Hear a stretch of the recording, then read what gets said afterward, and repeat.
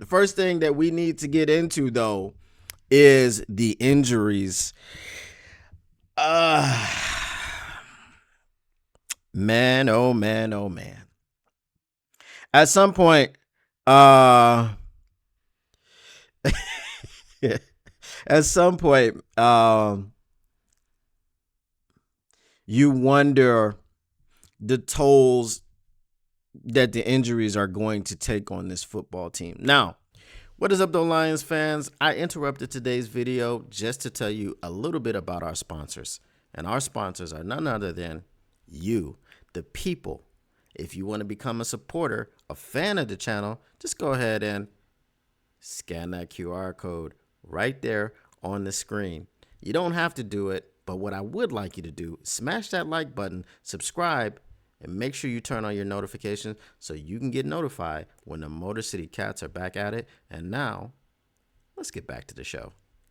That being said, am I confident that the Detroit Lions can beat the Green Bay Packers without, not Green Bay Packers, sorry, with the Chicago Bears without Alim McNeill and Carlton Davis? Yes, because we just beat the Packers last week without them.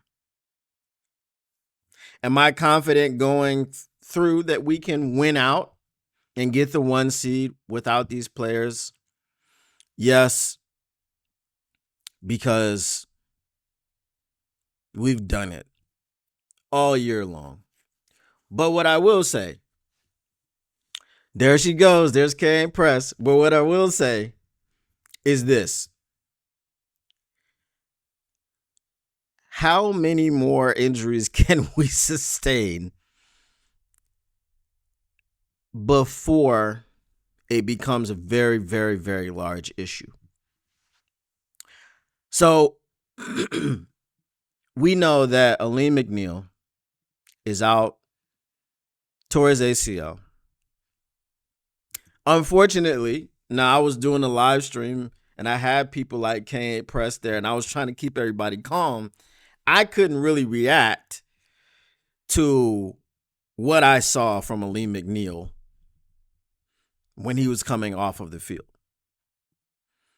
When he was coming off of the field, the way that he was so pissed off, I can't say I knew, right, with 100% certainty, but the thought was very prevalent in my mind that his season was over. Because you don't react that way just because you're not going to be able to finish out the game or you're not going to be able to, play the next few snaps. And once they said a little bit later on in the broadcast that he had been carted off to the locker room, I was like, yeah, that's it. That was probably an ACL. And then once they showed the replay, I was like, yeah, non-contact. That's, yeah. The only thing that I could say was, like, he did jump up and land awkwardly, so the reverberation was contact. Nah, I knew what it was. And then we marched on. And earlier in the game, 2 other things happened. They said Carlton Davis was being evaluated for a concussion, and then they said something about a jaw injury, and then we were like, bruh, give him whatever smelling salt that he needs to get back in there, and hey, he might be like, they're evaluating from the concussion, and they're like, so where are you at right now? Minnesota. Okay, well, it starts with an MI, just like Michigan, put him back in the game. Carlton Davis, broken jaw. Didn't return to the game. We had Kendall Vildor in there. We had Khalil Dorsey in there. And we'll talk about both of those guys in a minute. More so Khalil Dorsey before Kendall Vildor. So Carlton Davis, he's out. They're saying a mixture of indefinitely in 6 weeks. So I raved about Carlton Davis all week, about how strong our secondary was, about how for the last 9 weeks, he's been the number 1 corner in the NFL. So now you're losing a definitely top 10. You could argue top 5 defensive tackle, Nalim McNeil. You're losing the best corner in the NFL per PFF and the metrics since, for the last 9 weeks. So those aren't just guys that you're replacing. So then Khalil Dorsey is in there. He's the backup for the backup, right? Because Khalil Vildor is the backup. And then Khalil Dorsey, I don't know if they were rotating them or what happened. But same situation as with Hutch. They had friendly fire. His leg clipped, I think it was Ezekiel Turner's leg. And we're going to talk about Ezekiel Turner in a minute. I think it clipped his leg. Lower ankle broken. It bent the wrong way. He's out. He's done. Now we know Khalil Dorsey was one of the stars of the was at the Tennessee Titans game. He had that 70-yard return, and Khalif Raymond did the rest. So we're losing a core special teams guy. And if anybody thinks his special teams aren't important, well, just look at that onside kick. And we're going to talk about that a little bit later too. On the good news front, I mean, we'll be getting Ennis Rakestraw back soon. I don't think if he is quite ready. I don't know what's happening with Emmanuel Mosley. I mean, I do understand Emmanuel Mosley's injury history, but just as some of the people in the stream with me yesterday were saying, if he's on the team, I think it was Mr. Morale 313. He said if he was on the team, he needs to be playing.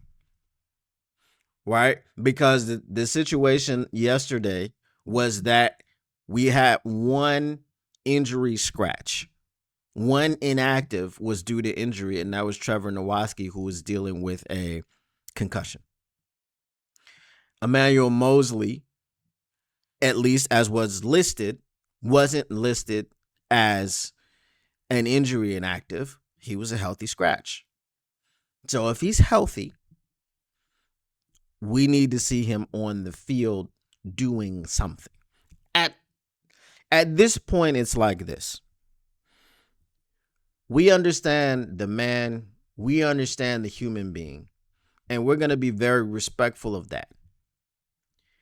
But, and I don't even want to put this in the same breath, so I'm going to say something different. I'm not going to mention this player's name because it's a toxic name to mention. Quarterback that nobody's picked up, no one's looked at, no one's sniffed all season. And if someone signed him to the practice squad, I definitely missed it. But just remember, back to training camp if you want, you know what I'm saying? But at this point, if he can't play, if his body can't physically do it, what we need to do, because you need his veteran leadership, you need his mentorship, you need all of these things. It is valuable to your culture, it's valuable to your locker room, it's valuable to your young cornerbacks, Terrion Arnold and Ennis Rakestraw. It's valuable to them. Make him a coach. That's what I'm saying. If his body can't physically handle the rigors of not even an NFL season, an NFL game. Okay? An NFL game. If his body cannot handle that, if he can't get back to a place where he can go through a series without getting injured, then make him a coach. That's all I'm going to say. As far as that, like I said, they've started Iffy's clock again. It's the opening of the 20-day window. He had, a similar situation to Christian McCaffrey, we believe. I don't know if it was bilateral Achilles tendonitis. It might have just been in one foot or the other. And then he had, I think it was a hand injury. I think he fractured his hand or something like that while he was coming back, while he was in the 21-day window for the Achilles thing. So then they had to bring him off of IR and then put him back on IR. So this was the 4th game that he missed for the 2nd time. So whenever he can come back, we need him back. It's all hands on deck from this moment on. We still have 3 games in front of us. We still control our own destiny.